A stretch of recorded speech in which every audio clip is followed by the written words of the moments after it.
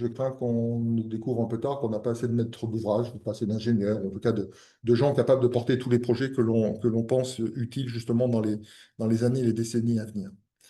Alors, le mur d'investissement. On ne va pas passer en revue tous les projets, tous les sujets comme ça, il faudrait des années.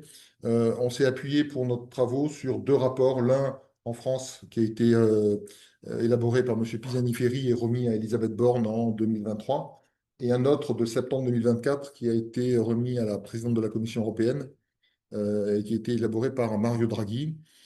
En gros, les deux arrivent au même résultat, c'est-à-dire de l'ordre de 100 milliards d'investissements par an, publics et privés. Mario Draghi, lui, c'est 800 milliards sur la zone euro, mais quand vous ramenez au PIB de la France par rapport au PIB de la zone euro, 800 milliards, ça fait à peu près 105, 110 milliards, donc on est à peu près sur les mêmes ordres de grandeur. Quand on essaye de regarder quelle serait la part de financement public, d'investissement public, là, la fourchette est un peu plus fluctuante. On a beaucoup échangé avec le secrétariat général à la transition écologique, qui arrive à un résultat entre 30 et 70%. Alors 30 à 70% pour 100 milliards, ça fait entre 30 et 70 milliards d'investissements par an.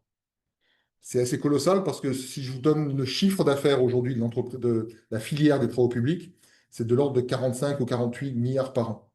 Donc en gros, on parle d'un doublement de l'activité des travaux publics si on reste dans le domaine, dans ce domaine-là. Alors, on a quand même essayé avec TDIE de reconstruire des chiffres sur lesquels on nous prise pour voir à peu près ce qu'on met dedans. On est arrivé sur un montant de 600 milliards sur une période de 15 ans entre 2035 et 2050. Pourquoi on l'a fait démarrer à partir de 2035? Bah, pour une raison simple, c'est que tous les projets qui aujourd'hui ne sont pas déjà engagés, bon, j'entends par engagés évidemment en travaux, mais également en études, et qui en tout état de cause ont purgé le parcours du combattant des débats de concertation, des instructions administratives, eh bien un projet qui aujourd'hui n'est qu'un projet un peu en l'air, comme le sont les SERM, hein, les projets qui sont aujourd'hui en discussion dans les métropoles de province, on voit mal comment on peut avoir un premier coup de pioche avant 10 ans, parce que c'est l'expérience qui nous dit ça. Et donc, c'est difficilement avant 2035 qu'on voit apparaître un vrai pic d'investissement si ces projets sont finalement lancés. Évidemment, ça pose plein de questions, surtout qu'entre le moment où on a commencé ce travail en 2023 et le moment où on l'a rendu, il y a quelque chose comme la dette publique qui a explosé, qui a dépassé les 3 000 milliards, peut-être à 3 300 milliards. Le déficit public était à 3, 3,5, est à 5,8. Donc on voit que les choses ne facilitent pas davantage, ne facilitent pas la recherche de financement. Et puis, même chose sur la dette, parce qu'on voit bien que 40 milliards par an, on voit mal comment on pourrait définir des ressources budgétaires pour ça. Donc ça veut dire qu'il faudra faire appel à l'emprunt, mais qui dit faire appel à l'emprunt nous ramène aussi aux contraintes de la dette publique. Euh, alors, il y a un sujet, j'ai évoqué tout à l'heure en introduction, qui est un élément qui est dans l'angle mort, qui est la maîtrise d'ouvrage. Il y en a un autre sur lequel je parlerai peu ce soir, qui est la question des règles comptables, qui pénalisent beaucoup l'investissement public, pour une raison assez technique, qui est la suivante, c'est que la comptabilité publique n'a pas, comme la comptabilité d'entreprise, la notion de compte de bilan et compte de résultat. Dans la comptabilité publique, les dépenses d'investissement sont traitées comme des dépenses courantes, donc elles viennent se rajouter aux autres dépenses de salaire et autres. Ce qui fait que même si vous avez des outils qui permettent d'étaler la dépense comptable, la dépense budgétaire, vous pouvez emprunter. Un établissement public comme la Société du Grand Paris a emprunté. Vous pouvez faire appel à des contrats de partenariat. Là, vous demandez à quelqu'un d'autre d'emprunter pour vous. Et donc, vous étalez sur 20, 30, 60, enfin 20, 30, 50, 60 ans le remboursement de cet emprunt.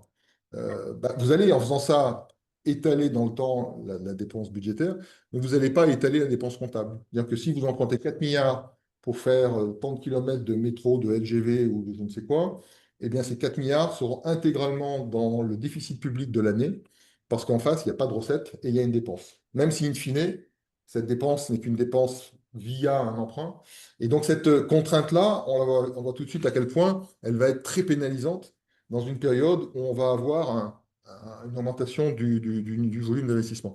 J'ai tout à l'heure comparé 40 milliards au chiffre d'affaires des travaux publics pour montrer l'importance de la masse à investir. Je pourrais aussi la comparer par rapport au PIB. C'est 1,5% du PIB.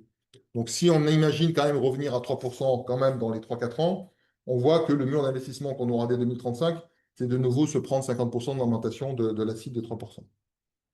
Donc c'est un sujet évidemment, un sujet évidemment majeur. Je n'y reviendrai pas dans cet exposé, mais ça renvoie finalement à est-ce que les règles que l'on a aujourd'hui sont bien adaptées à la question de l'investissement? On a souvent tendance à mettre Bruxelles comme étant le grand vilain qui nous empêche de faire ça. Pour avoir beaucoup échangé avec la Commission européenne, ils sont parfaitement conscients de l'incompatibilité qu'il y a entre les textes du pacte de stabilité et les ambitions européennes sur la décarbonation et la transition écologique. Donc, il y a un jour ou l'autre, il faudra trouver une solution. Mais en tout cas, c'est un sujet qui, potentiellement, si rien n'est fait, rien ne sera faisable. Il faut être clair, il ne faut pas se raconter d'histoire. Et puis le dernier sujet, mais j'y passerai un peu de temps pour la conclusion, c'est la question de la confiance, parce qu'on voit qu'aujourd'hui, euh, chacun en fonction de son expérience, les relations entre le ministère des Finances et les chefs de projet ou porteurs de projet, quels qu'ils soient, dans les transports ou dans les autres secteurs de l'économie, du secteur public, aujourd'hui, c'est une vraie catastrophe. Et je ne veux pas rentrer dans savoir qui a commencé le premier. Je pense qu'on pourrait y passer plus d'une soirée et on n'a pas envie de parler que de ça. Mais c'est clair que si on ne change pas le mode de fonctionnement, le mode relationnel, on n'arrivera absolument à rien faire. Et si on pense, c'est mon cas, que dans les règlements de la transition écologique, il y a des vrais enjeux sur la décarbonation, des vrais enjeux sur la défense de la biodiversité, il va falloir quand même qu'on aussi mette ce sujet à l'agenda.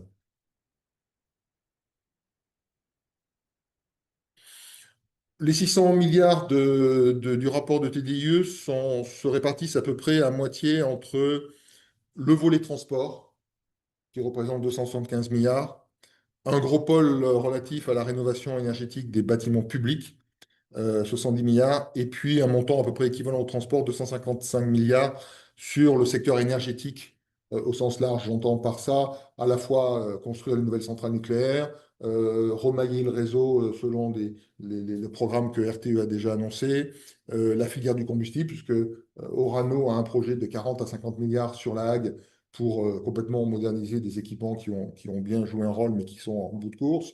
Il y a le sujet de l'enfouissement des déchets. Bref, alors simplement, il faut faire une différence entre le volume nécessaire pour la partie transport et le volume nécessaire pour la partie énergétique. Autant quand on se pose la question des entreprises, c'est pareil. Quand on se pose la question de la maîtrise d'ouvrage, c'est pareil. On a besoin de ressources humaines pour mener à bien ce genre de projet. Quand on regarde la question financière, c'est quand même sensiblement différent, parce que le volet énergie, lui, s'appuie sur un produit qui est vendable, une valeur marchande. Et donc, le fait que ce soit une valeur marchande à la fin lui permet d'échapper à la question normalement de consolidation. Là, par contre, d'autres difficultés, c'est qu'un programme nucléaire, c'est quand même parfois plus de 10 ans d'investissement avant de commencer à retirer les produits. Et on voit qu'il y a un enjeu de portage qui est assez majeur.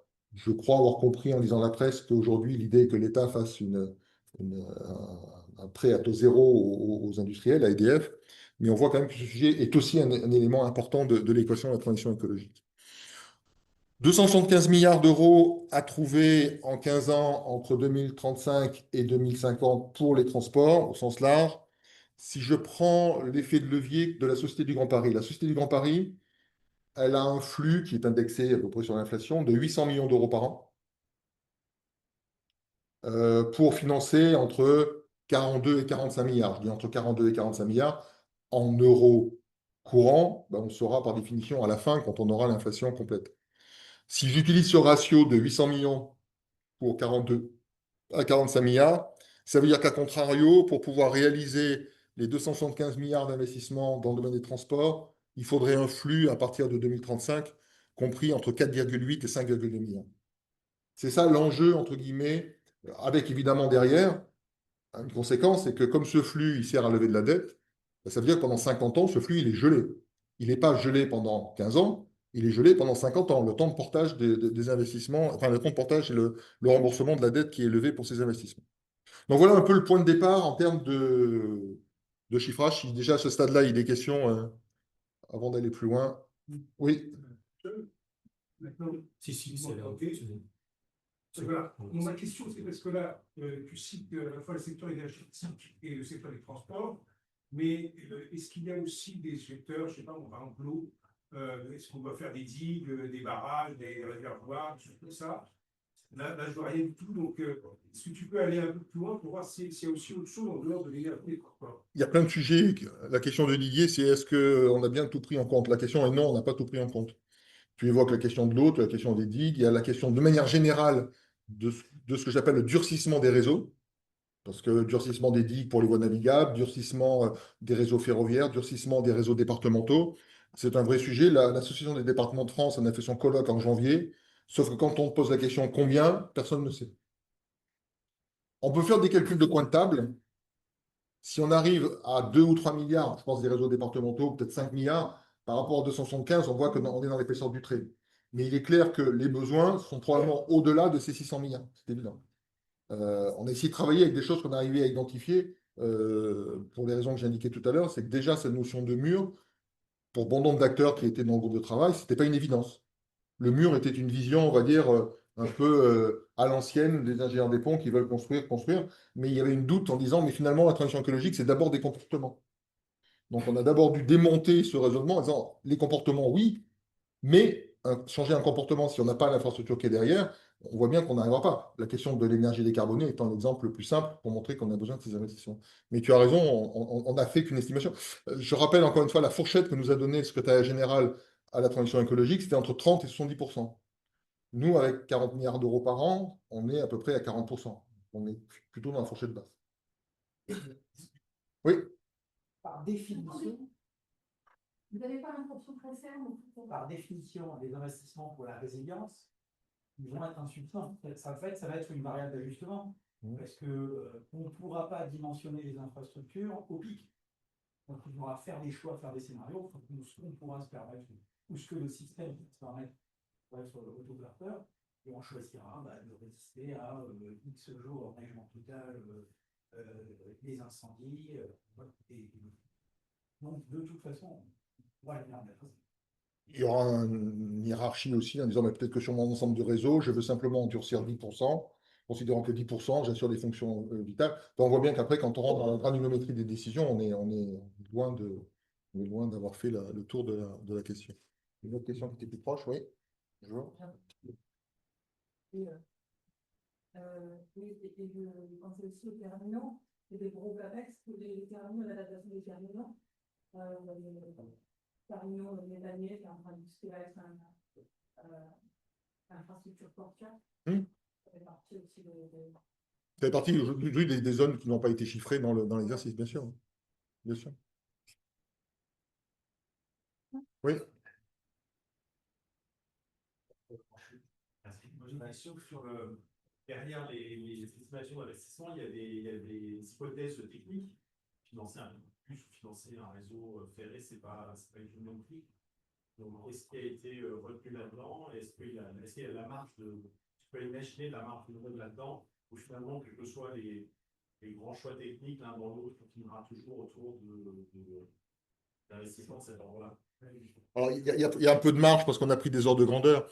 Par exemple, quand on estime à 100 milliards les TCSP métropole de province, l'association qui porte les Serm, donc le sujet en question, ils sont plutôt aujourd'hui aux alentours de 50 milliards.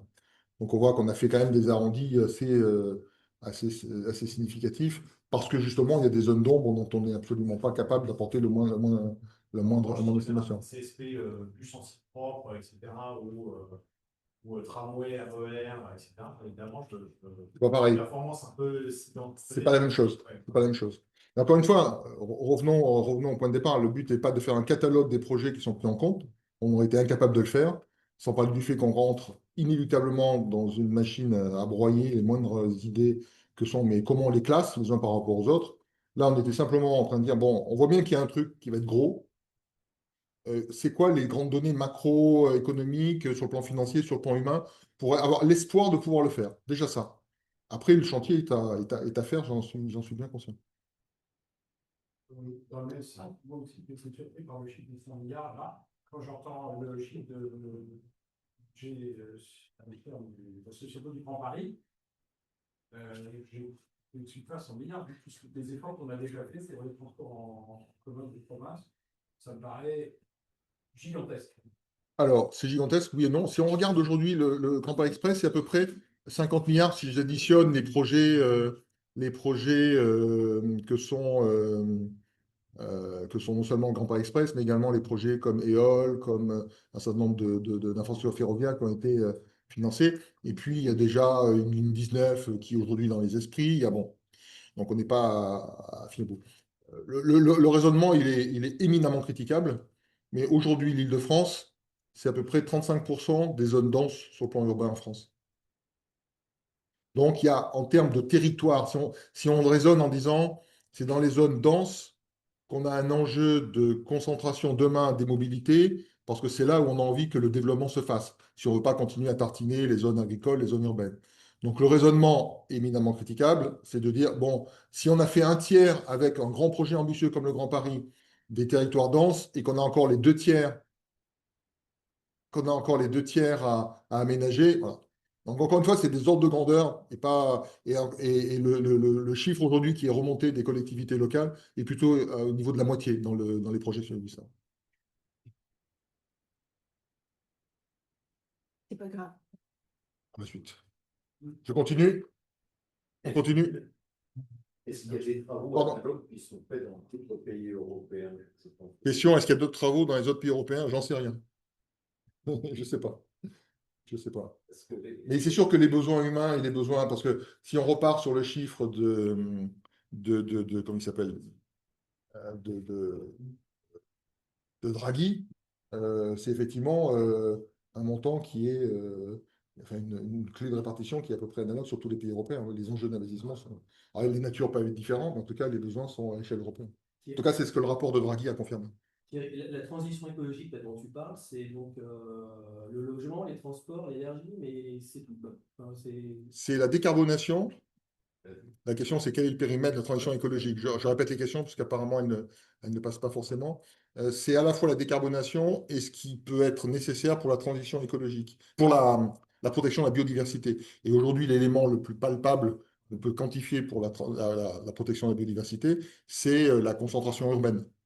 C'est le zéro artificialisation nette. Parce qu'au-delà du slogan, dont on a vu qu'en ce moment, il est plutôt mis en pièces par le Parlement, on voit bien que si on veut demain, dans les 50 ans qui viennent, densifier les zones urbaines, il va falloir forcément apporter des réponses en matière de mobilité. Et donc, ce financement-là, c'est le financement public pour aider à la transition écologique. Oui, parce que les financements en matière de mobilité dans les zones urbaines sont tout juste. Le petit équilibre permet à peine de. Enfin, le prix du billet permet à peine de rentrer dans la couverture des frais d'exploitation elles-mêmes. Et l'agriculture qui pollue un peu. Ah ben, ouais, et pas. Il n'y est pas. Ok. Mais là aussi, la question, c'est que à bord des têtes de chapitre, on peut tous en avoir. La question, c'est quel quantum on met derrière. Quel quantum, encore une fois, public. Parce que là, il y a eu un gros débat sur la performance énergétique des bâtiments. On est bien placé pour avoir un cas d'école. Bon. Quelle est la part qui demain devrait être financée par le financement public et celle financée par les propriétaires? Quand on voit les plus-values immobilières de ces 20 ou 30 dernières années, on peut se dire peut-être que c'est aux propriétaires quand même de réinjecter une partie de cette plus-value dans l'amélioration de leurs biens. Donc ce sujet-là est loin d'être purgé aujourd'hui. Il y a d'autres pays qui ont d'ailleurs une approche très, comment dirais-je, pragmatique en disant finalement ce qui est important, c'est pas d'isoler, c'est d'avoir de l'énergie décarbonée. Je ne suis pas certain que ce soit évident pour tout le monde et que ce soit la bonne solution, mais on voit que le sujet, il est loin d'être. C'est pour ça que par rapport à des chiffres qui pouvaient varier du simple au centuple, on s'est limité à une estimation qui était encore celle du secrétaire général à la transition écologique sur le bâtiment public.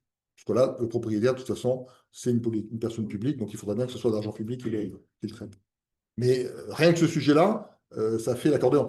Encore une fois, c'est pour ça que le débat que j'évoquais tout à l'heure sur la part publique, il est quand même, autant si la fourchette de 100 milliards est à peu près partagée par les différents économistes qui sont penchés sur la question, autant la part financée par le public reste éminemment variable. Je propose de continuer. Alors, la recherche des recettes potentielles et des financements potentiels, je vais vous passer rapidement en revue celles qu'on n'a pas regardées pour une raison assez triviale. On pourrait se dire, mais finalement, pourquoi pas rajouter 2 ou 3 points de TVA? Bon, vu l'état des finances publiques, vu les débats qu'il y a d'aujourd'hui, Je pense que ça n'a pas été très constructif que d'avoir une proposition de cette nature, sachant que de toute façon, il n'y a pas que le sujet de la transition écologique qu'il faudra financer dans les années à venir. Oui, au passage, entre le début de l'étude et maintenant, il y a aussi une question comme le financement du réarmement du pays. Ce n'est pas quelque chose qui va arriver de manière très simple. Il y avait une autre solution qui apparaissait plus en lien avec les thématiques, c'est de se dire, mais finalement, on est en train d'imaginer une taxation carbone pour permettre justement d'aider les acteurs économiques à faire les bons choix dans leurs actes d'achat, dans leurs choix de mobilité. Est-ce que cette somme-là ne pourrait pas être réinjectée dans l'investissement?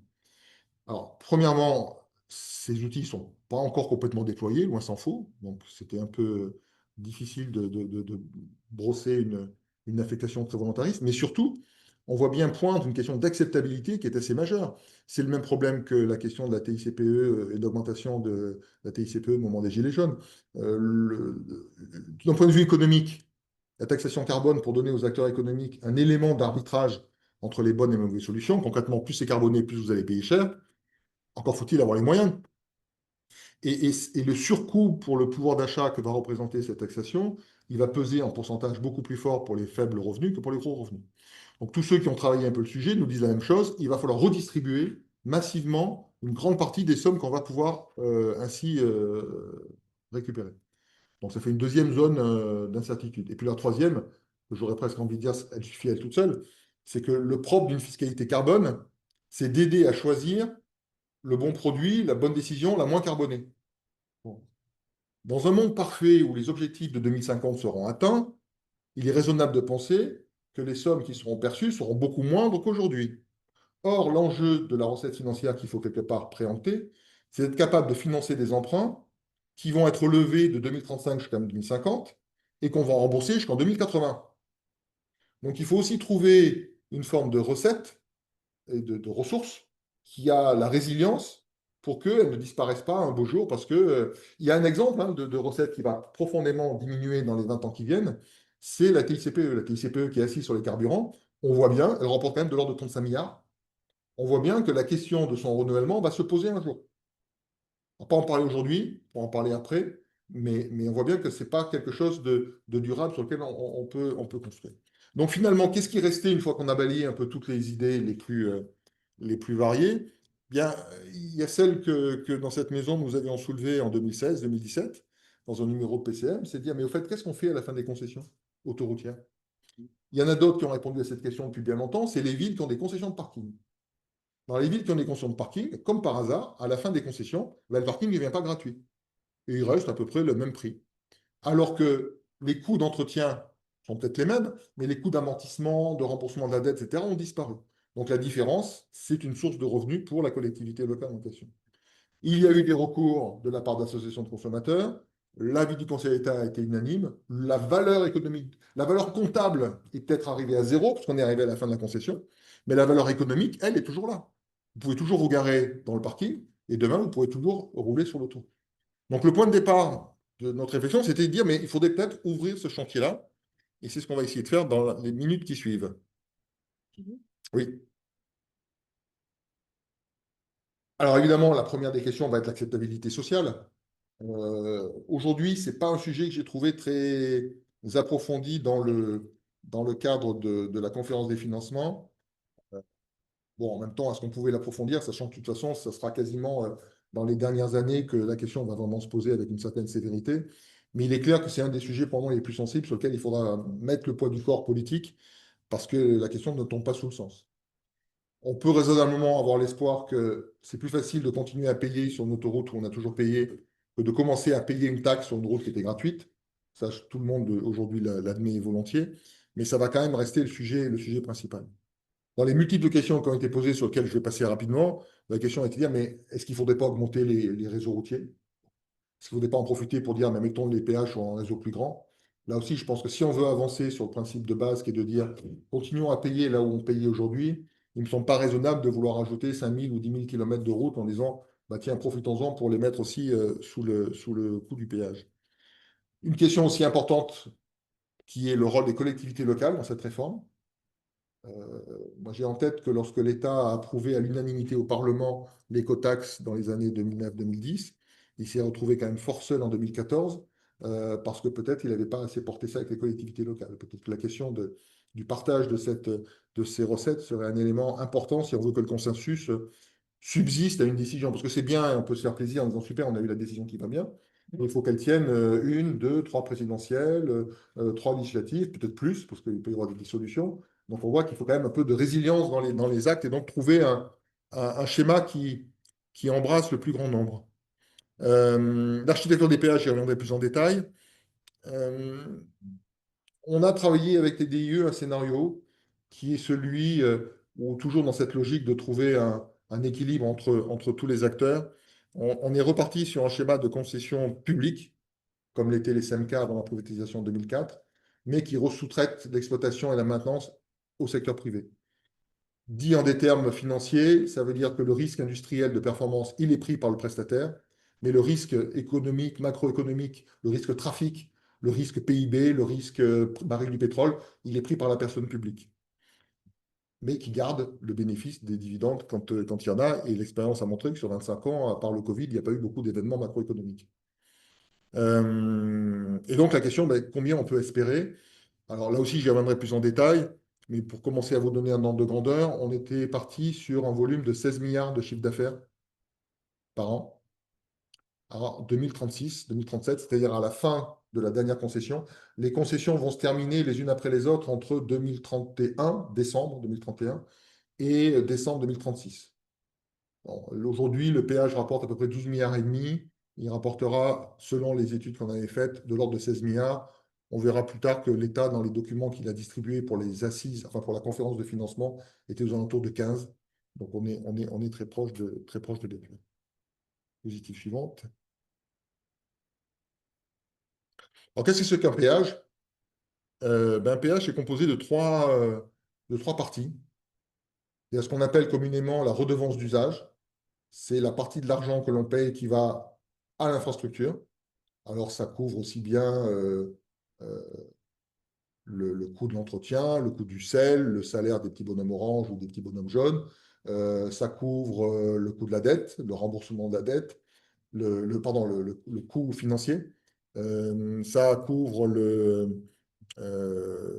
les amortissements, ça couvre le capital, ça couvre les dividendes des actionnaires, bref. Ça couvre tout ce qui est vraiment associé à l'infrastructure. Il y a un deuxième poste qui aujourd'hui n'a pas été mis en œuvre, qui s'appelle les redevances pour externalités négatives, c'est-à-dire faire payer à l'usager les effets de son choix de rouler sur la pollution de l'air, sur la saturation, sur l'effet carbone.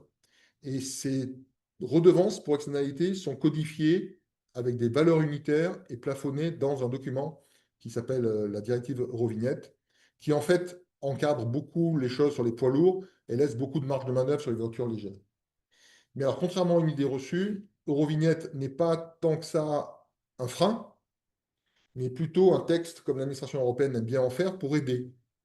Ce que nous a dit la Commission, c'est que si jamais on avait du mal avec ce texte-là, ben, il fallait les voir pour arrondir les contraintes, mais ils n'étaient pas dans une posture d'empêcher, mais plutôt au contraire de forcer. D'ailleurs, ils ont plutôt aujourd'hui tendance à reprocher aux pays qui ne l'ont pas mis en œuvre que d'empêcher ceux qui voudraient la mettre en œuvre.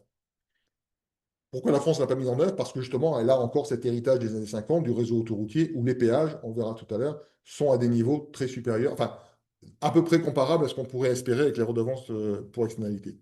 Et puis, il y a un troisième volet qui est très franco-français, qui est une somme de taxes. Alors, vous avez peut-être entendu à l'époque la taxe Pasqua, qui doit être aujourd'hui s'appeler la taxe aménagement du territoire. Il y en a d'autres dont je n'ai pas forcément tous les noms. La dernière en date est très récente, puisqu'elle date de l'an dernier. Elle a fait hurler les concessionnaires en place, puisque c'est grosso modo une taxe sur les infrastructures, pas que sur les autoroutes, puisqu'il y a quelques aéroports qui sont concernés, quelques ports qui sont concernés, et qui ont une nature, comment dirais-je, hors redevance pour externalité, qu'on pourrait par convention intégrer dans la redevance d'usage, puisque c'est une fiscalité qui est propre à l'autoroute, donc ça pourrait être mettre dans la redevance d'usage, mais on les a mis séparément parce qu'il y a une question juridique sur demain, est-ce que ça pourra facilement être reproduit en l'état, ou est-ce que le basculement dans le référentiel d'Eurovignette nécessitera de les revoir. Un beau schéma et un beau dessin allant mieux qu'un long discours. Voilà. Donc comment? Oui, alors non, mais ça, c'est la TVA, on revient en arrière. La TVA, je l'ai mieux de mentionner dans mon long inventaire à l'après-vert. Dans les redevances d'usage, il y a ce que j'appelle la fiscalité droit commun. C'est-à-dire, il y a l'impôt sur la société, il y a la TVA, il y a, c'est quoi la troisième? Enfin, tout ce qui est classique est déjà aujourd'hui considéré comme étant une redevance d'usage dans le découpage que l'on a fait. Quand on regarde aujourd'hui un peu comment ça se répartit, ce que vous voyez en jaune au-dessus, c'est justement ce que j'appelle les taxes spécifiques. Ce n'est pas les redevances. La taxe de droit commun, elle est dans la redevance d'usage, c'est le grand bleu clair. Et puis le petit fromage, là, en bleu foncé, vous verrez l'usage que j'en fais dans les diapos qui suivent, c'est ce qui correspond, j'évoquais tout à l'heure que la redevance d'usage couvrait le remboursement de la dette et la rémunération du capital des investisseurs. Ben, les investisseurs ils prennent un risque, puisque finalement, que le trafic monte, c'est bien, mais qu'il baisse, c'est tant pis pour eux. Donc ça veut dire qu'il y a une rémunération par nature qui est là pour gérer ce risque-là. Aujourd'hui, c'est la colonne de gauche. Demain, eh bien, la redevance d'usage va mécaniquement à peu près être divisée par 3.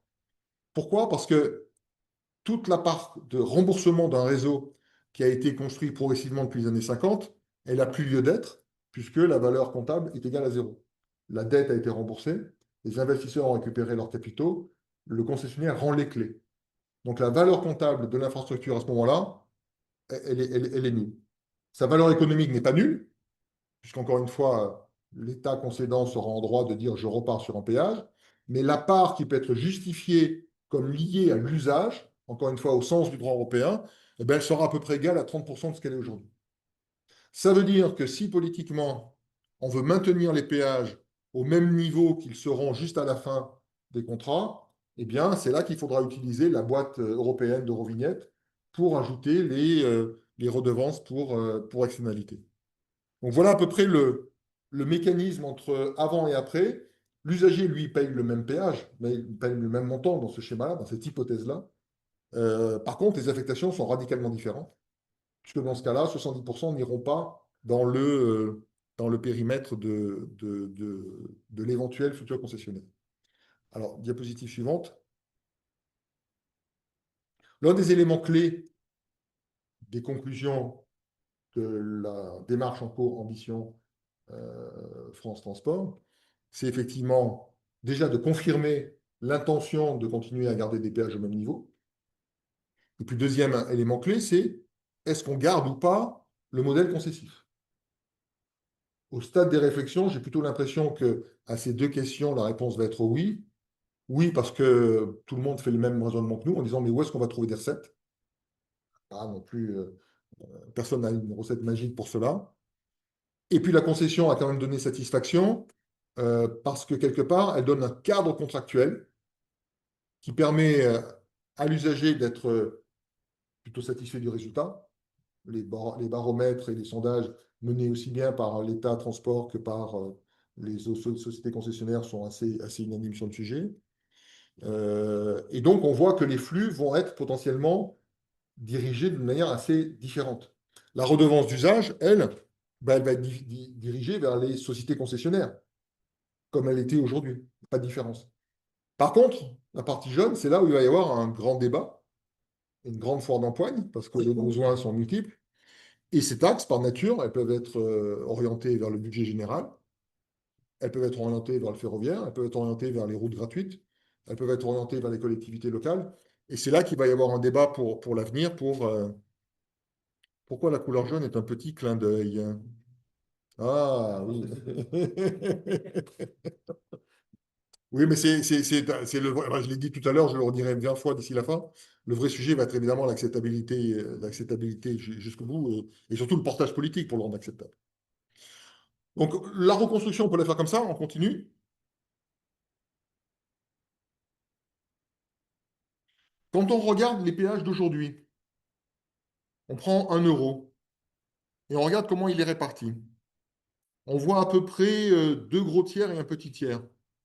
Le petit tiers qui fait 30%, c'est effectivement tout ce qui est destiné à l'entretien, à l'exploitation et aux investissements de modernisation. Grosso modo, l'État, dans ses réflexions par rapport aux ateliers et aux travaux de la commission en cours, arrive à peu près au même résultat demain. Bon. Ça veut dire qu'il reste 2 tiers. Sauf que quand on regarde la composition aujourd'hui de ces 2 tiers, ben, il y a la moitié qui vont dans le budget général, et puis la moitié qui sert à rembourser un emprunt capital. Demain, il n'y aura ni emprunt ni capitaux. parce qu'il n'y aura pas de grand plan d'investissement. Les nouveaux concessionnaires qui vont prendre les autoroutes auront des travaux au fil de l'eau, qui financeront par une composante du péage qui permettra de financer ces dépenses, mais il n'y aura pas de besoin de réellement pouvoir disposer de ces moyens financiers. On voit du coup une vision politique assez intéressante qui est de dire, mais finalement, est-ce qu'on ne pourrait pas construire un consensus entre les différents acteurs en disant, mais finalement, on a pendant 50 ans financé et l'amortissement de l'investissement passé du réseau autoroutier. Est-ce qu'il ne faudrait pas recontinuer à concentrer, à consacrer plutôt le même pourcentage des futurs péages, des futures recettes à la politique d'investissement des futurs projets, notamment de transport dans la mobilité? Si on fait un calcul de règle de 3, hein, qu'on prend effectivement 34% des 16 milliards que nous avions pris dans le rapport TDE, on arrive à peu près à 5,4 milliards. Si on prend ceux qui sont donnés par l'État, on arrive à 5,1. 5 milliards, rappelez-vous, c'était à peu près la valeur médiane que j'avais rappelée en disant si on prend un effet de levier comparable à celui de la SGP pour faire les besoins en transport, on arrivait à ce flux-là. Donc ça veut dire qu'il y a quand même une solution. Elle sera évidemment conditionnée par l'acceptabilité jusqu'au bout, jusqu'au dernier moment de la reconduction de ces péages, mais on voit qu'il y a quand même une solution qui n'est pas évidemment capable de couvrir tous les besoins qu'on n'a pas chiffrés, mais qui est quand même capable de couvrir une part des besoins significatifs, qui plus est chiffrés avec beaucoup de marge. Je vais m'arrêter là. Question? Est-ce que de la même manière que pour la taxe carbone que vous avez mentionné tout à l'heure, on peut pas imaginer que ces recettes cumuleront au fur et à mesure de la transition écologique avec une baisse du trafic routier? Alors, question, est-ce qu'on ne peut pas craindre que ces recettes vont baisser avec la baisse du trafic routier? Potentiellement.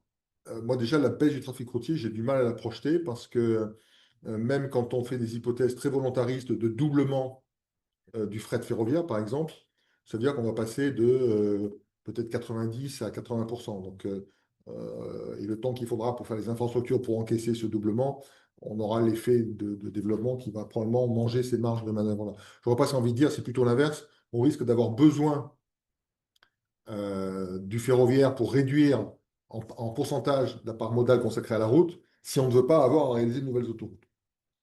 Une donnée importante qui est complètement, que j'ai passée sous silence, c'est que quand j'ai dit j'ai pris les mêmes effets de levier que pour la Société du Grand Paris, ce qui est important pour dimensionner le CAPEX, le montant d'investissement qu'on peut faire avec les flux aujourd'hui financiers dont dispose la société, il faut avoir le point de départ, mais il faut aussi avoir le point de la croissance. La croissance, elle est à peu près égale à l'inflation de l'Île-de-France. Aujourd'hui, la croissance sur les trafics autoroutiers, ce n'est pas l'inflation, hein, c'est beaucoup plus que l'inflation. Donc ça veut dire qu'en fait, le raisonnement que l'on tient, il est à peu près à trafic constant. Trafic constant, c'est quand même une hypothèse très volontariste, hein. Bon, après, on peut avoir un cataclysme, un virus Covid qui fait qu'il ne disparaît pas à la fin du mois. Enfin bon, ça peut être propre de l'avenir, c'est qu'on a du mal à le projeter. Mais je dirais, avec une hypothèse relativement semblable que l'on a aujourd'hui, on n'est pas sur une dynamique comparable à la TICPE ou comparable à celle de la taxe carbone. Avec un bémol, et là je vous rejoins, c'est qu'aujourd'hui, dans la composition d'Eurovignette, la part consacrée au carbone est quand même assez importante. Donc si on se projette 30 ans, il y aura effectivement une forme d'attrition de ce flux-là. Mais la taxonomie d'Eurovignette, elle n'est pas exhaustive de tous les enjeux. Je prends un, le zéro artificialisation nette. On voit bien que si demain, on rend gratuit ou on divise par deux le péage dans les zones périurbaines pour les voitures légères, on va rajouter 20 km de distance pour le développement dans des villages encore plus lointains. Donc, on voit qu'il y a un enjeu aussi de conserver une forme de régulation. Aujourd'hui, ce n'est pas permis par Eurovignette. On n'en a pas forcément besoin au regard du texte actuel. Peut-être que demain, il faudra effectivement le faire évoluer. Ce qui est clair, c'est que la décarbonation, c'est un peu paradoxal parce que moi, quand j'ai commencé ma carrière il y a 30 ans, on était quand même convaincus dans notre DDE qu'il fallait limiter le trafic routier parce qu'on n'allait pas continuer à faire des autoroutes partout. Bon. On ne parlait pas de carbone, hein. On considérait juste le fait que c'était un mode de transport très consommateur de ressources publiques et pas forcément efficace dès qu'on était en zone dense. La question de la décarbonation a pris un peu la place, mais si on se projette le jour où on aura atteint cette cible, il faudra peut-être encore quelques décennies, il y a un effet pervers dont il faut se prémunir, c'est que le choix de modal s'appuie quand même fortement sur le coût marginal. C'est-à-dire que je ne regarde pas, quand je prends ma voiture, combien me coûte globalement la voiture, je regarde Ouais, combien ça me coûte en pour parking, l'essence. en essence et en péage. Si on est dans un véhicule électrique, le coût marginal va encore baisser. Les pays qui sont un peu en avance sur nous, je crois plus c'était sur la Suisse ou la Norvège, les chiffres que j'avais vus, on assiste à un rebond des parts modales en faveur de la route. Donc je pense qu'un système de tarification comme celui-là a plutôt vocation à être pérenne, même quand on aura décarboné le parc, si on veut justement continuer à réguler l'usage et éviter d'avoir effectivement une plus grande consommation de la ressource publique. Donc je pense qu'on est sur des risques différents de celui que je mentionnais pour la taxe carbone. On a une question de la salle, en ligne. Bonjour Frédéric. Chauvel. Bonjour Thierry. J'ai trouvé ta présentation super intéressante et je vais faire un parallèle qui peut peut-être aider dans le raisonnement. C'est le parallèle avec le domaine de l'eau. Là, aujourd'hui, je travaille à l'agence de l'eau. Et effectivement, le système des redevances, il est un peu similaire. Tu as la redevance d'usage dans ta facture d'eau, tu as les taxes type TVA, mais tu as la redevance prélevée par les agences de l'eau. Et le système mis en place dans le domaine de l'eau depuis la loi de 1964, c'est que cette redevance prélevée, qui pourrait être l'équivalent de la redevance là, qui n'est pas aujourd'hui utilisée, il est décidé par l'Assemblée des utilisateurs de l'eau. Donc on pourrait imaginer que ce qui a été créé sur l'eau en 64 comme une solidarité entre l'amont et l'aval dans les bassins, une solidarité interbassin, ce soit demain le même modèle sur une solidarité intermode en fait finalement. Et là ça répondrait à tes questions de dire qui c'est qui va piquer le pognon quoi. Parce que en fait le système de fonctionnement des agences de l'eau il est assez équilibré parce qu'il y a des débats en fait en interne entre les agriculteurs, les industriels, les collectivités. Et là, on pourrait imaginer que dans ton système, tu aies les régions qui portent leur poids de vouloir récupérer une partie d'argent pour ce qu'ils font sur les trains, les départements sur les routes départementales, l'État par rapport aux ferroviaires. Et je trouve qu'il y a un modèle, il y a un fil à tirer, je trouve, par rapport à ce que tu présentes, pour proposer, aller plus loin, j'irais dans la proposition d'une gouvernance qui serait intéressante. Et le modèle est éprouvé dans un autre domaine, quoi, dans le domaine de l'eau. Quoi. Tu as tout à fait raison. Tu as tout à fait raison. Et on voit assez naturellement au moins deux familles d'acteurs, qui sont les régions et les grandes métropoles, qui ont effectivement des enjeux d'exposition et de mobilisation pour les financements de ces objets-là à venir. Les mettre autour de la gouvernance, c'est aussi favoriser le portage. On a beaucoup travaillé avec une région qui est la région Grand Est, qui est quand même assez en avance sur ces réflexions. Elle est même en train de réfléchir à remettre en place quelque chose comme l'écotaxe, mais avec un effort sur la gouvernance qui est très très important pour le rendre acceptable et le rendre pérenne. Non, non, je suis absolument d'accord avec toi et je note qu'effectivement, c'était le modèle dans les agences de l'eau. Oui, J'avais une question sur le montage. Donc, je comprends, c'est 5 milliards de recettes publiques supplémentaires par an. Et comment on arrive aux 40 milliards qu'on évoquait précédemment? alors, il faut que je revienne en arrière. Il faut revenir. Oui, la question porte sur comment je fais le lien entre 5 milliards et 40. Déjà, ce n'était pas 40, c'était plutôt la moitié, puisque tout à l'heure, j'avais fait, si tu peux revenir sur le premier tableau, tout premier tableau, tout premier, tout premier, tout premier, tout premier. Les transports. Voilà, top, c'est là. Voilà, les 40 milliards, c'était un 15e des 600. Là-dessus, j'ai dit il y a une petite moitié sur les transports si on considère que toute la partie énergétique a vocation à être couverte par une valeur marchande. Et c'est là-dessus que j'ai appliqué le même ratio de 800 millions pour 42 milliards ou de 800 millions pour 45 milliards tiré du Grand Paris Express. Et donc, c'est ce ratio qui me fait dire, avec 5 milliards, je fais à peu près 250, 260 milliards d'investissement. Cette dette, elle est portée par qui? Ah ben, elle est portée par le maître d'ouvrage, on va y arriver. Parce que de toute façon, oui, il faut qu'il y ait à un moment ou un autre un maître d'ouvrage enfin, en charge du projet, mais en charge aussi du financement. Alors, si c'est demain une région ou une métropole, elle peut faire comme l'a fait la région Grand Est, créer une société publique locale qui va être en charge de réaliser cet emprunt. Après, on rebascule sur les autres questions que j'ai rapidement évacuées en début de séance, qui est mais comment, d'un point de vue comptable, ces dépenses vont-elles être comptabilisées dans les dépenses publiques? Alors, les collectivités locales n'ont pas la contrainte, parce qu'elles ne sont pas signataires du traité de Maastricht, sauf qu'à Bercy, il y a quelqu'un qui additionne les dettes de chacun. Donc, on retombe sur une solution qu'il faudra trouver au niveau de Bruxelles. Mais elle est systémique.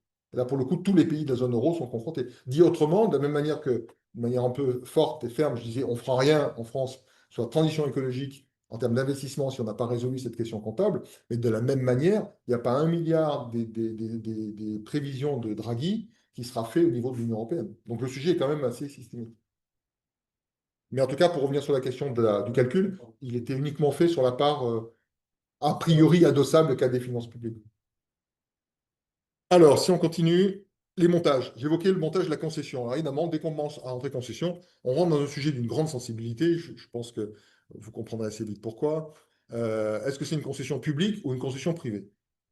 Alors, certains y voient des choses très différentes. En fait, on s'aperçoit que c'est quasiment pareil. Qu'est-ce qui se passe? Bah, d'un côté, vous avez un concédant, de l'autre côté, vous avez un concédant. A priori, c'est le même. Petite parenthèse par rapport à la question de créer une gouvernance qui associerait des collectivités locales. Si on veut un système de gré à gré avec une entité publique, il faudra que le concédant soit de même nature juridique que le concessionnaire public. Donc, ça veut dire que si c'est demain des concessions régionales, il va falloir que le concédant soit aussi régional. Donc, c'est en soi une réforme, mais en tout cas, les deux vont de pair. Qu'est-ce qu'il fait le concédant? Ben, le concédant, il passe un contrat de concession avec une société concessionnaire. Deux cas de figure. Si le concessionnaire est public, c'est une concession qui passe de gré à gré. Si c'est un concessionnaire privé, il le fait après un appel d'offres. C'est au cours de cette étape que va être définie la composante redevance, redevance d'usage dont va bénéficier le concessionnaire. Et puis le concessionnaire, qu'est-ce qu'il fait? Le concessionnaire, c'est une société financière assez petite par les hommes et les femmes qu'elle a. Et bien après, bah, elle va faire des appels d'offres pour trouver les entreprises de travaux quand il y aura des travaux à faire. Et puis, pour des périodes d'une dizaine, douzaine d'années, elle va passer des contrats pour un exploitant. Ça, c'est si le concessionnaire est public. Si le concessionnaire est privé, eh bien, en général, le concessionnaire répond de manière groupée avec ses prestataires, notamment qui font l'exploitation. Et donc, le premier appel d'offres répond globalement à l'ensemble des solutions. Donc, ça veut dire que dans les deux cas, on a un processus de mise en concurrence qui n'est pas fait au même niveau de la chaîne de valeur, mais qui est fait dans les deux cas. Et on a, et c'est la diapo suivante, la question de la distribution de cette composante de la redevance d'usage qui est là pour rémunérer le risque trafic. Quand on vous donne un contrat pendant 20 ou 30 ans, on vous dit, tu ne vas avoir pour te payer, et surtout pour payer tes sous-traitants, que le prix du péage. Ben, en général, on fait des prévisions, on fait des provisions, on se fait des études en disant, mais qu'est-ce qui se passe si j'ai moins 5, moins 10, moins 20%? Qu'est-ce qui se passe si pendant 2 ans, j'ai une catastrophe sanitaire qui fait que le trafic s'écroule de 50%? Vous faites des tests de robustesse. Et puis ces tests de robustesse vous permettent de dimensionner un buffer qui sera là pour vous protéger justement des aléas. Ce buffer, quand tout va bien, eh ben, vous pouvez vous le distribuer sous forme de dividendes. C'est la mécanique, je dirais, assez classique. Et donc, on voit assez facilement la différence.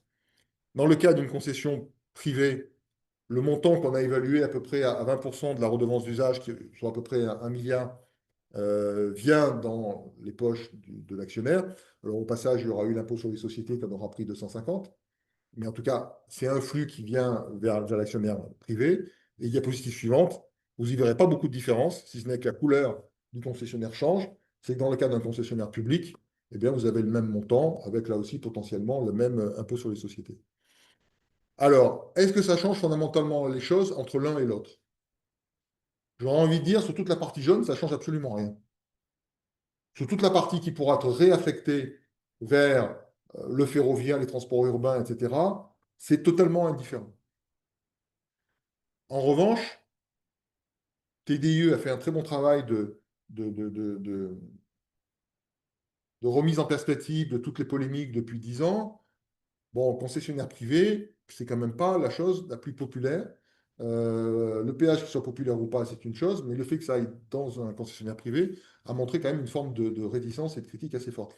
Je passe un peu de ma vie en Haute-Savoie et en Savoie, je ne sens pas la même hostilité vis-à-vis de TMB et de STRF. Donc, il y a une question d'acceptabilité. Et puis, la vraie question, c'est que bah, d'un côté, vous avez une somme quand même qui n'est pas négligeable. Hein, si on fait net d'impôts, c'est quand même 750 millions d'euros par an qui part effectivement chez des actionnaires. De l'autre côté, elle peut rester dans un véhicule public. Et là, la dernière proposition qui a été faite dans une audition à l'atelier route de la conférence des financements, c'est de dire, mais finalement, si vous avez un établissement public qui va avoir à partir de 2032-2035 un flux net d'impôts de l'ordre de 750 millions d'euros par an, ben, il peut peut-être, dès la création, dès 2026, dès 2027, ben, commencer à emprunter pour s'occuper des routes nationales. Donc la dernière proposition qu'on a pu faire, c'est celle-là, c'est de dire, mais finalement, est-ce qu'une solution ne serait pas de créer une entité qui s'appelle Route nationale de France, qui aurait vocation demain à reprendre les autoroutes concédées, mais qui a vocation, dès la création, à prendre les routes nationales, avec comme enjeu ce que l'État appelle la dette grise, c'est-à-dire faire les travaux de résorption des problèmes de maintenance, des retards de traitement des infrastructures, les travaux de durcissement par rapport aux enjeux climatiques, en s'adossant finalement aux recettes futures. Le chiffre qui était donné dans le rapport de l'État était à peu près de l'ordre de, alors je ne vais pas dire des bêtises, de 300 millions d'euros par an sur 10 ans. C'est quelque chose qui, si on le finance par de la dette aujourd'hui, sur 30 ans, sur le volume de dividendes de l'ordre de 750 millions d'euros par an net de fiscalité, consommerait de l'ordre de 250 millions. C'est-à-dire qu'il y aurait un tiers de cette recette qui devrait être dédiée demain à la résorption de cette dette. Donc voilà un peu aujourd'hui les montages. J'ai une question. Est-ce qu'il n'y a pas un petit paradoxe là? Mesure où on dit l'entité publique va finalement percevoir la même rémunération parce elle prend le risque de trafic, mais par ailleurs, elle va gager ses recettes en empruntant. Le privé met des fonds propres. Donc, en face de son emprunt, il montre qu'il engage ses propres fonds propres. Là, dans le cadre d'une société publique, on va collecter ce risque de trafic par le péage, et d'un autre côté, elle va emprunter. Donc, est-ce qu'elle met pas la... Attention, tu n'as pas les mêmes échelles de temps. Tu n'as pas les mêmes échelles de temps. Là, quand j'évoque l'emprunt par la structure publique, il ne s'agit pas d'emprunter pour le réseau concédé. Il ne va pas emprunter pour le réseau à péage. Le concessionnaire, dans un schéma privé, ne va pouvoir s'emparer de l'objet qu'à partir de 2032, 2033, 2036, quand il va prendre les clés à la suite des concessionnaires actuels. Là, quand je parle de dette, c'est une dette que l'établissement public pourrait prendre très rapidement pour s'occuper de la partie du réseau qui ne sera jamais à péage. C'est là que je vois une différence assez claire. Oui, je ne connais pas ton prénom. Ça fait bon. Par contre, de France, Oh là là, la première fois que j'en ai entendu parler, c'était avec l'ERIT en 1996. on entend dire en 2011, et avec ça fait 20 ans, j'en parle. Et donc, pourquoi ça marchait maintenant? Route de France, pourquoi ça marche pas non plus? Pourquoi la question de Route de France marcherait maintenant? Ben parce qu'en fait, la raison pour laquelle on avait essayé de le faire il y a 30 ans, puis il y a 20 ans, puis il y a 15 ans, n'ont absolument pas changé. C'est-à-dire qu'en fait, l'État est un très mauvais actionnaire, gestionnaire de ressources humaines pour des actions opérationnelles. C'est une administration qui administre, mais gérer des routes, c'est pas que ça, c'est quand même avoir une position d'industriel, avec des enjeux de stratégie industrielle, de partenariat industriel, des enjeux financiers, qu'une administration sait très mal faire. Ce constat-là, on l'avait tiré en 96, on l'a tiré en 2004, on l'a tiré en 2006, ça a été retiré après, mais c'est toujours vrai. Et les conditions et la qualité du réseau n'ont quand même fait que de se dégrader depuis 30 ans. Donc, à un moment, peut-être que ce constat en soi va permettre de poser la question. Ça, c'est le premier élément de réponse. Deuxième élément de réponse, eh ben, typiquement la question qu'on se pose maintenant. On va passer à la diapo suivante. La question de qui va, dès lors que sur la fin des concessions actuelles, la question se pose en est-ce que je continue comme avant en refaisant des appels d'offres pour trouver de nouveaux concessionnaires, en reproduisant cet élément quand même un peu délicat dans le débat politique sur le fait que, je rappelle que régulièrement, quels que soient les partis, il y a eu des initiatives parlementaires en disant il faut renationaliser les autoroutes. Bon, repartir en les privatisant n'est peut-être pas la chose la plus évidente. Quelle est l'alternative? Ben, que c'est public. Bon, mais si c'est public, est-ce qu'on le met là hors sol, indépendamment des routes nationales, ou est-ce qu'on en profite pour faire un véhicule unique? Donc je pense qu'aujourd'hui, on a ce rendez-vous qui conduit à reposer la question en des termes un peu plus larges, en disant qu'il va falloir de toute façon trouver une solution pour les concessions. Est-ce qu'on considère que concession privée, c'est bien? Point d'interrogation. Et si on considère que non, c'est trop dangereux, et si on ne veut pas favoriser un mouvement gilet jaune sur le maintien du péage, il vaut mieux quand même que ce soit public et avec une gouvernance adaptée, ça peut être une façon justement de remettre le débat en place. On ne tire pas d'un revers de plume sur le savoir-faire et la compétence des entreprises. Comme je le disais, il est important là aussi de trouver des solutions où tout le monde y trouve son compte, d'où le schéma où nous avons proposé dans le rapport TDIE, si on devait aller vers un scénario où le concessionnaire est public, on ne va pas recréer de nouvelles dires, on va peut-être re-sous-traiter au privé, après mise en concurrence, parce que le privé a montré qu'il savait faire très bien. Donc, voilà, il y a un moment. Est-ce que ça suffira ou pas? Ben, on verra. C'est un schéma qui existe partout dans le monde. Mais oui, en plus, il n'a rien d'original. On a toujours l'impression quand on met 30 à 40 ans à essayer de faire un truc qui ne se fait pas, on a l'impression qu'on est à la pointe du progrès. Ben non, en fait. Puis en plus, j'ai découvert grâce aux présentations là, de ces dernières semaines que l'Italie est en train de faire exactement ça, de recréer une structure concessionnaire publique pour reprendre les autoroutes privées. Je rappelle qu'il y a eu quand même quelques événements qu'on n'a heureusement pas connus sur notre réseau, mais qui ont un peu traumatisé les Italiens. Moi, j'ai une question compte tenu de l'état des finances publiques. Là où on a le choix entre public et privé, est-ce qu'on n'a pas intérêt à privilégier le privé? Parce que dans beaucoup de domaines, on n'a pas le choix. Ça sera nécessairement un financement porté par. Je réponds à ta le question. public. Je réponds à ta question, oui. Il faut la redire, la question. Ah, la question étant, la question posée est la suivante. On n'a pas souvent le choix entre public et privé. Quand on peut le faire, est-ce qu'il ne faudrait pas privilégier par efficacité le privé? Pas parce que dans d'autres domaines, il n'y a pas le choix et les finances publiques Sont exsangues. voilà, sont Bon. Mais là, la réponse, enfin, la situation est un peu différente. La première, c'est que le volume des recettes disponibles sera les mêmes qu'on soit en public ou privé, puisque c'est le produit du péage. Bon. La question est différente. Enfin, la réponse à ta question est différente. Si je regarde les activités opérationnelles, donc la maintenance, la viabilité hivernale, le patrouillage, j'ai le choix entre créer une structure publique ou faire appel au privé. Qu'est-ce qui vaut mieux? Pour avoir travaillé des deux côtés de la barrière, je pense qu'il vaut mieux quand on peut sous-traiter au privé. Mais concessionnaire, c'est autre chose. Concessionnaire, c'est l'étage du dessus qui prend les risques sur l'évolution du trafic. C'est comme une assurance, un concessionnaire. Le concessionnaire, il va dire à l'État, qui lui confie les autoroutes, sois tranquille, pendant 10, 20, 30, 40, 50 ans, peu importe la durée que va avoir le contrat, tu n'entendras plus parler de moi, je ne te demanderai plus un euro. Je gère. Bon, c'est sympa comme discours. Mais je rappelle juste que les SMK, concessions publiques, faisaient pareil entre 1950 et 2004. Bon. Donc le fait que ce soit public ou privé ne change rien. Il faut juste revenir quand même à la genèse de ce que c'est qu'une concession.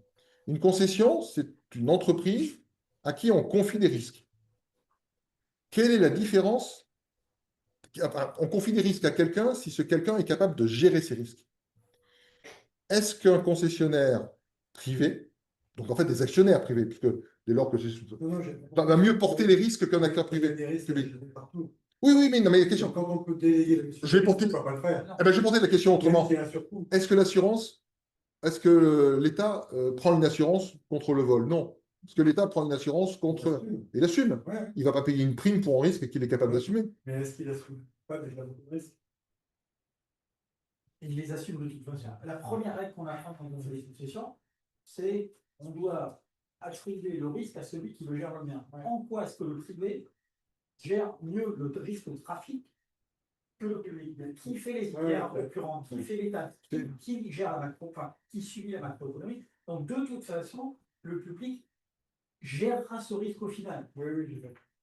Je fais une grande différence. Après, il y a le bilan. Il faut avoir la surface financière pour assumer tous ces risques qui sont ce qu'ils sont. Et peut-être effectivement le privé peut prendre une partie de ce risque. C'est là où je fais une grande différence. C'est assez important d'ailleurs. Enfin, mais bon, si tu veux, il y a une grande différence entre un aéroport et une autoroute. Les recettes sur un aéroport, c'est à peu près, en gros, hein, c'est un tiers lié au trafic aérien, donc c'est les redevances que payent les compagnies aériennes, donc c'est l'équivalent du péage, en gros. Il y a un tiers qui est à peu près lié aux activités de commerce et un tiers qui est lié au parking. Bon.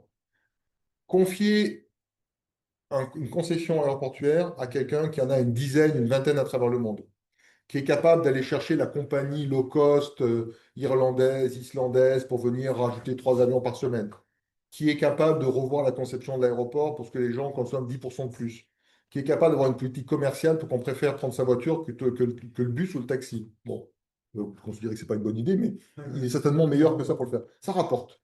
Bon. Moi, je dis, il n'y a pas photo. Il faut confier ça à celui qui sait le faire. Bon, moi, je suis désolé, j'habite à Marseille. Quand je dois aller à Valence ou à Nice, je ne vois pas en quoi les actionnaires d'Escota ou les actionnaires d'ASF ont un pouvoir pour rendre truc. Donc c'est là où je dis, mais dans ce cas-là, pourquoi la rémunération que je donne à celui qui prend le risque, je ne la garderai pas? C'est ça le sujet. Là, j'ai fait un tableau rapide pour résumer un peu la comparaison des deux schémas. On va le passer rapidement parce que je l'ai fait un peu en temps réel.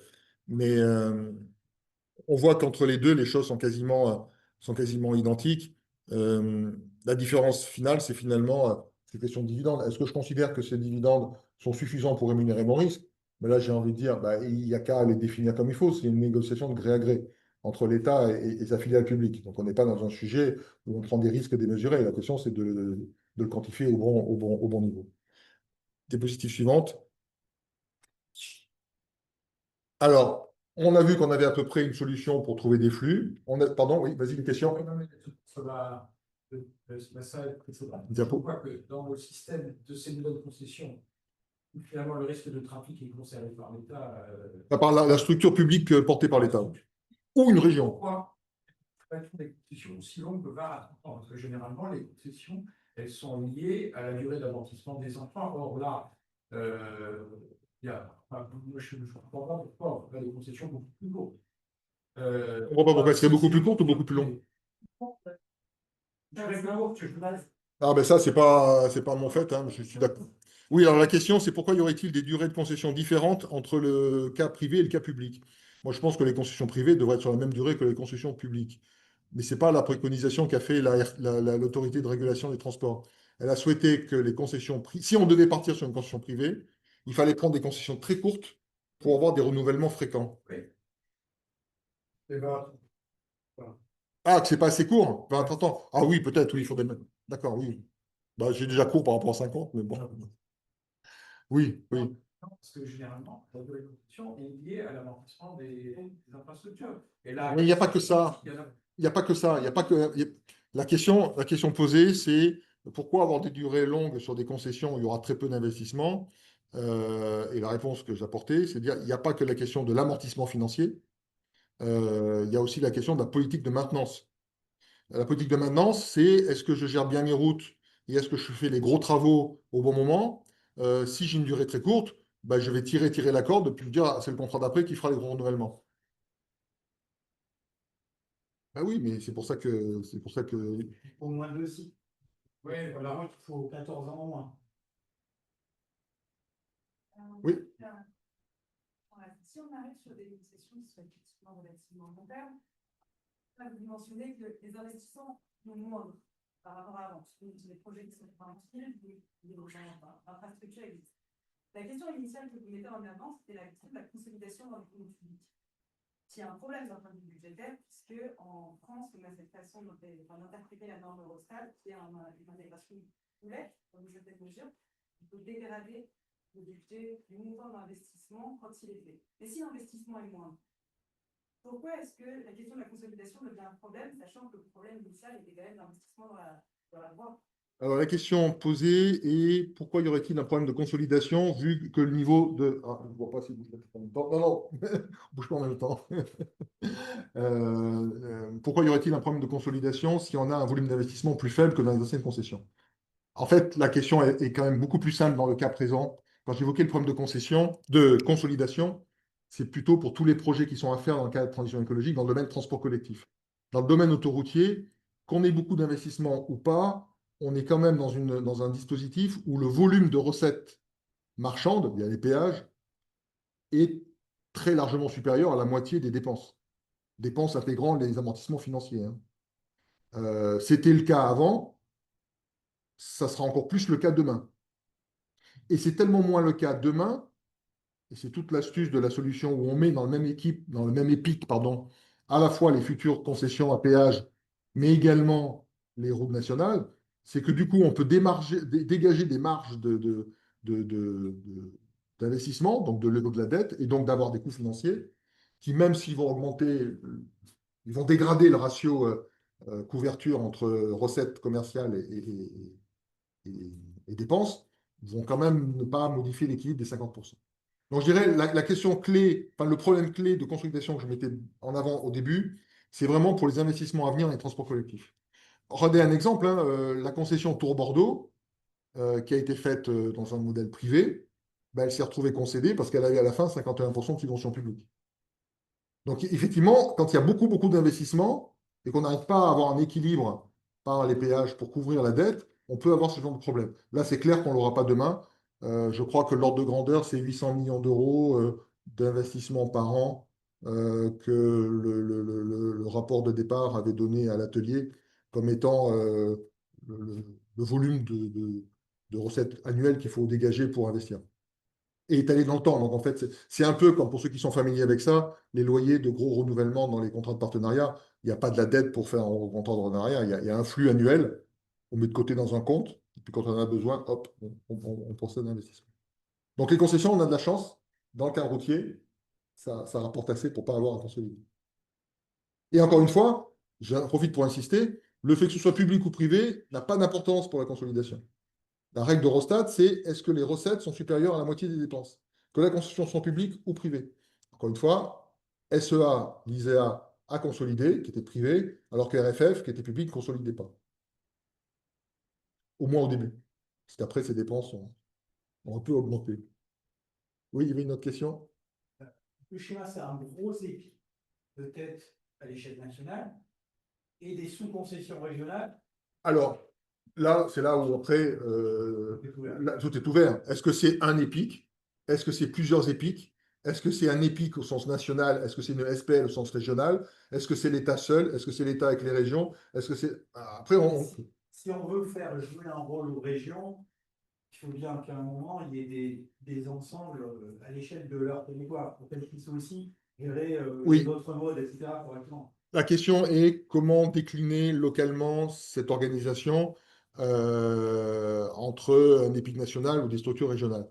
Je pense que là, si on revient sur le schéma avec le fromage jaune, là, enfin les cheminées, en fait, là, oh, excuse-moi, là. La question, à mon avis, on peut imaginer de dissocier la question de la gouvernance sur l'affectation des recettes dans le paquet jaune. Parce que c'est là où on aura le plus l'appui des collectivités. La question de la gestion du réseau, c'est-à-dire l'affectation du bleu, je ne dirais pas que c'est business as usual, il n'y a pas forcément beaucoup de marge là-dessus à avoir, et on peut imaginer que l'État n'a pas forcément envie de perturber la gouvernance de ces structures avec ce genre de gouvernance. Mais Le flux libre qui doit quand même faire baisser les coûts d'exploitation. Hein. oui, mais ça peut être un... Oui, donc tu veux dire qu'il peut y avoir des marges futures là-dedans. Non, non, c'est un sujet, ouais. C'est un sujet. Mais je pense que, encore une fois, il faut voir ce mécano-là comme étant déclinable région par région ou paquet de région par paquet de région. Enfin, la seule chose qui est importante, c'est de s'assurer que le volume qui correspond au péage de la partie concédée permet d'absorber la partie de route gratuite de manière à ce qu'on respecte le ratio que j'évoquais tout à l'heure avec la voisine. Autre réflexion, appeler ça route nationale de France, on pourrait appeler ça route structurante de France.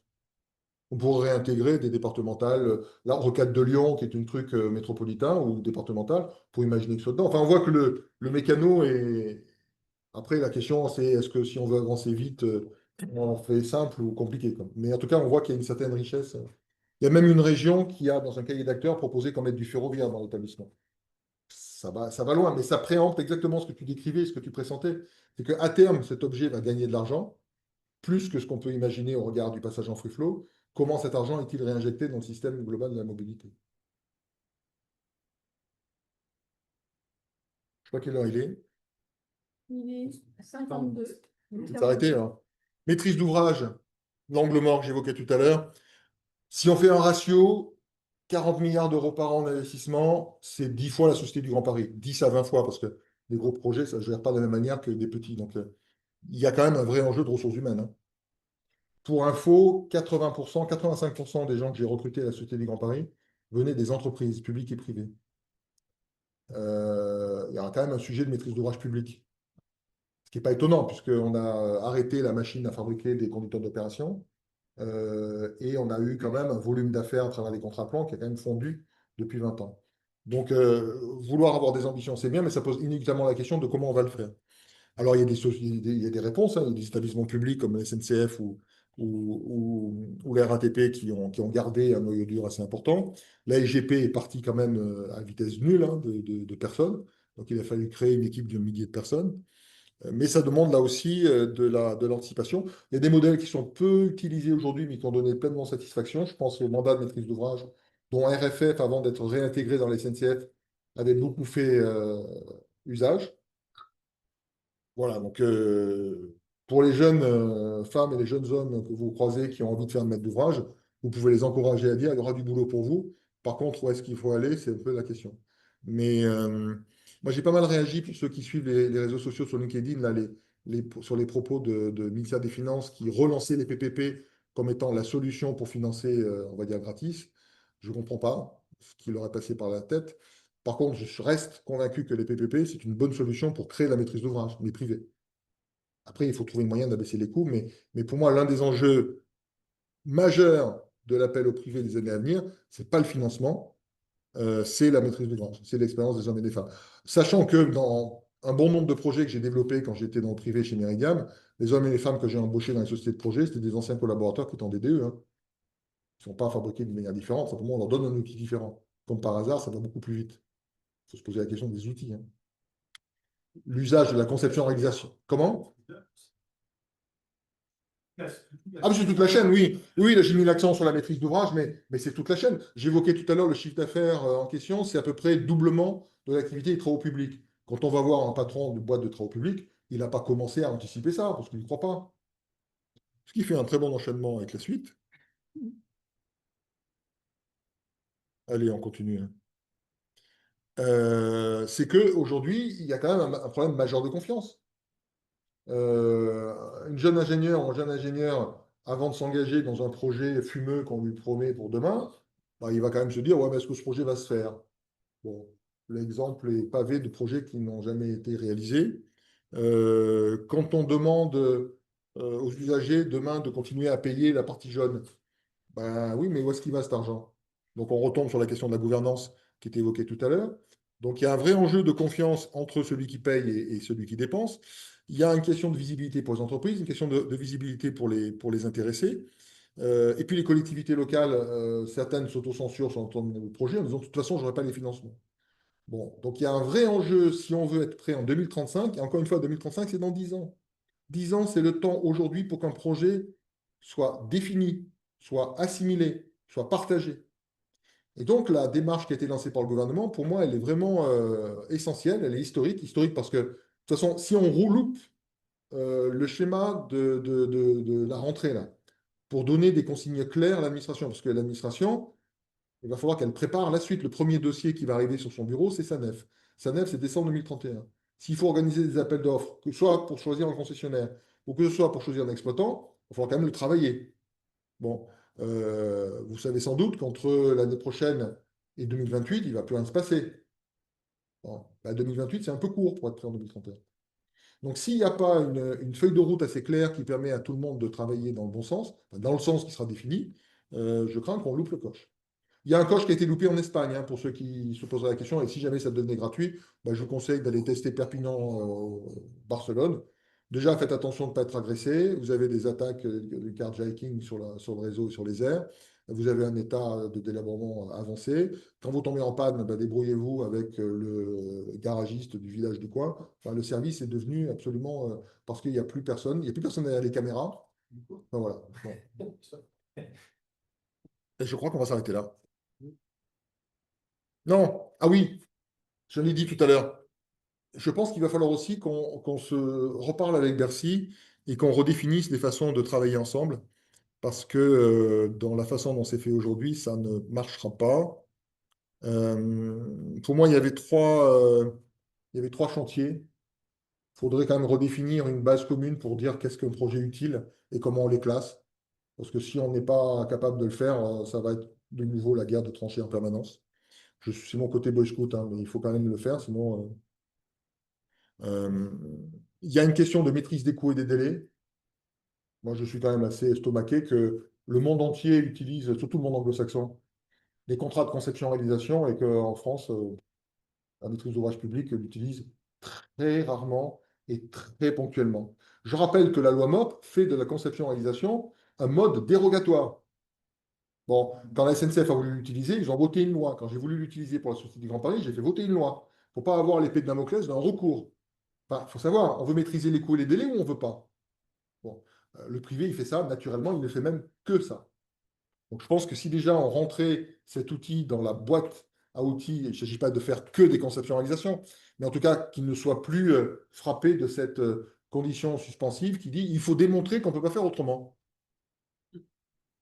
Ça, la démonstration de la négation est quand même toujours quelque chose de très compliqué. Et puis le troisième dernier sujet, c'est que on a tous vécu dans nos métiers de maître d'ouvrage, où qu'ils soient, la guérilla permanente entre la déclaration d'utilité publique et la mise en service. Alors, c'est le gel de crédit, c'est le blocage quand on est dans un établissement public du conseil d'administration, c'est la nécessité de remonter dans une réunion interministérielle. Je prends deux exemples, hein, les projets de Tours-Bordeaux et les projets de Nîmes-Montpellier. C'est typiquement des projets qui, normalement, dans un appel d'offres bien géré, auraient dû être menés en 2 ans. Il y en a un, il a duré 4 ans, l'autre 3 ans et demi. Ben, ce décalage, c'est de la guérilla administrative. Même au moment où il fallait signer le contrat, eh bien, le conseil d'administration, par le blocage de Bercy, a empêché le président de signer.